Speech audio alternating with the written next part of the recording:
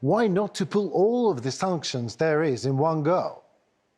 Why we need to spend so much time and so much effort discussing what exactly needs to be banned and how it needs to be banned? Let's ban it all if we are fighting for human values, as we say. Why not to put it all? Why not to put the maximum pressure in one go? Is that even possible, Mr.? I wish, it could. I wish it could. I see same as you. I think we try to tease a lion, laying on the grass and, try everything, to pick up a piece of meat lion enjoys. And, it's expensive because, it's expensive because some member states, they have different points of view.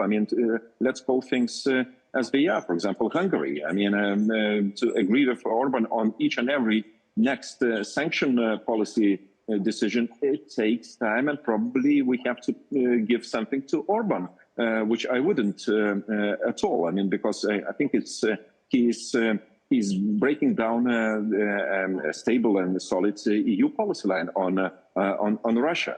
But well, that's probably salami principle with which the European Union is used to live. Okay, so what can we do with Orban, about Orban, and about people like Orban, to avoid, the people are different, the interests are different, but sometimes their interests are obviously, let's call things as they are, bought. And these actions, pro-Russian actions, are simply unacceptable in times like we have today.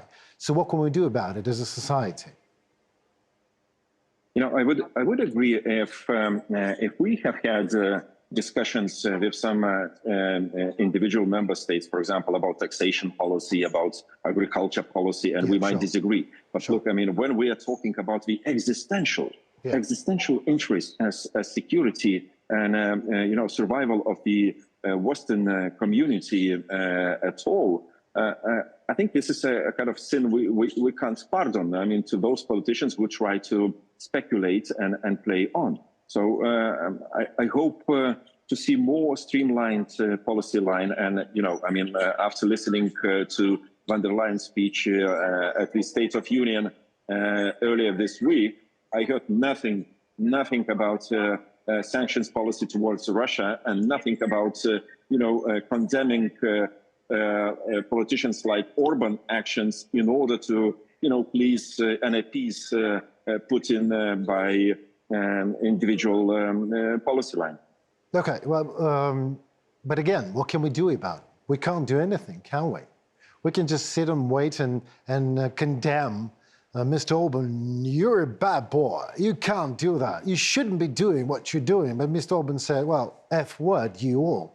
I'll do what I want to do. And Putin just pays me quite well for that. Or maybe there are some reasons, I don't know. I'm just speculating. But we as a society, as a United Nations and either Europe, we can't do much about it because we never expected it to happen, didn't we? Well, he's not a boy. He's a very smart man and plays very complex games.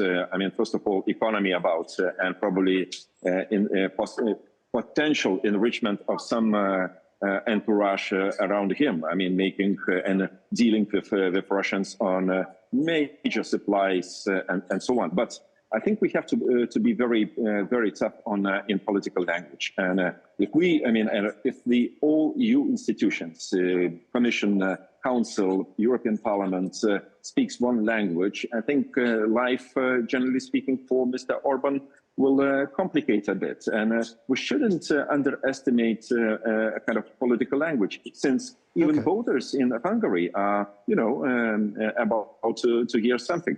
In no way am I underestimating political language. And when I'm saying that, when I'm calling Mr. Orban a boy, I was referring to European Union treating him as a boy, because there's nothing else the European Union can do about him. He's certainly a clever man. I'll give him that. Yeah, exactly. Look, there are political, of course, dealings and language and dialogue we are constantly on. But there are some decisions probably he should feel on economy and receiving those financial means from the European Union, not necessarily because of his policy line towards Russia, but mainly because of the rule of law. Kind of mistakes, I mean, he made many times and continuously. So that's why I think I'm not afraid of speaking of singling out Orban as head of state of Hungary for the time of being, but again, sending a very clear message to Hungarians, because Hungarians finally, I mean, to decide to whom give a wheel of running country. That's another question and another theme of discussion for hours and hours to go, because we can only, asking questions ourselves. We don't know what is going on in Hungary right now. But my question is, how would you assess the effectiveness of previous sanctions that we should know? Are they working anyway?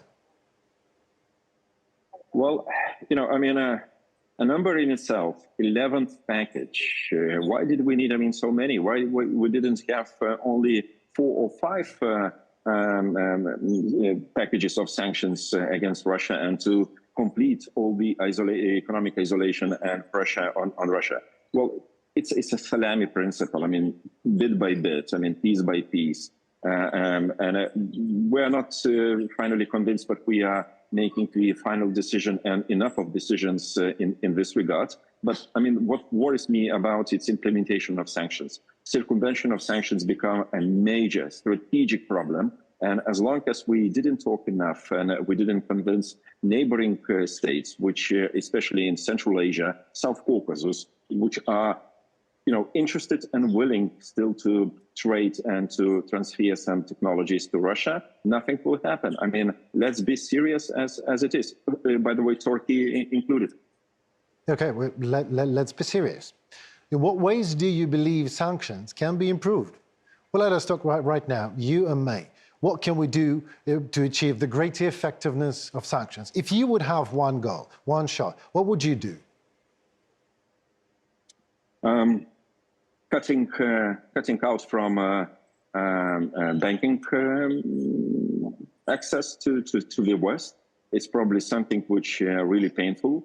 And indeed, I mean, agreeing among the EU member states, no imports of gas and oil. Up to now, many member states still switch, I mean, to buying liquid Russian gas as well as oil. I mean, look what German companies do. I mean, they buy via India, and India is the biggest, buyer of the Russian oil. We are deceived ourselves. It's like a closed circle, but it's awful. It's something that we do not realize finally. No, let me disagree with you. It's not awful. It's very human and very humane. Don't get me wrong. I mean, well, I'm not sure. I'm very pro-Ukrainian. You can't even imagine how much. I've seen things. But if I would be running a company, and I consider myself an honest man, and somebody from Europe, not from Russia, would offer me a pile of money to do something wrong, to circumvent the sanctions, but I would be sure that this is a European company, maybe I wouldn't just dig deeper. Maybe I'm taking my honesty, which is not really an honesty, but just an impossibility to steal.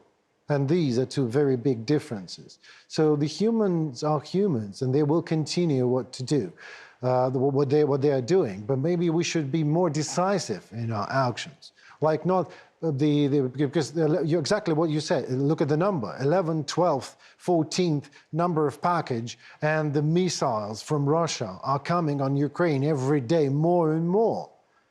German companies and British companies and Indian companies are buying Russian oil in any way. They are doing this. I was actually having a very nice moment with European Space Agency. We were working together, and they've sent me a picture of a Russian vessel, oil tanker. And then there's another company's tanker, which is not Russian. So they've been just exchanging, pumping the oil from one vessel to another. And this is the satellite image. I have it. And what can I do about it? Almost nothing.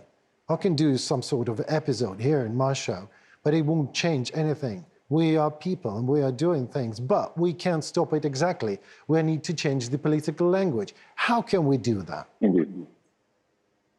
I think we should stop, explaining things that, well, there is an economic interest and some companies are just doing business and making money and nothing else. But, this economic greed, might, kill all of us. If we are not taking care of our existential global security interest, who will? My question, who will be that final institution, or there is any line, which will stop us, from this, dealings with Russians? So that's why I think we have to be back to political and very clear and frank existential dialogue.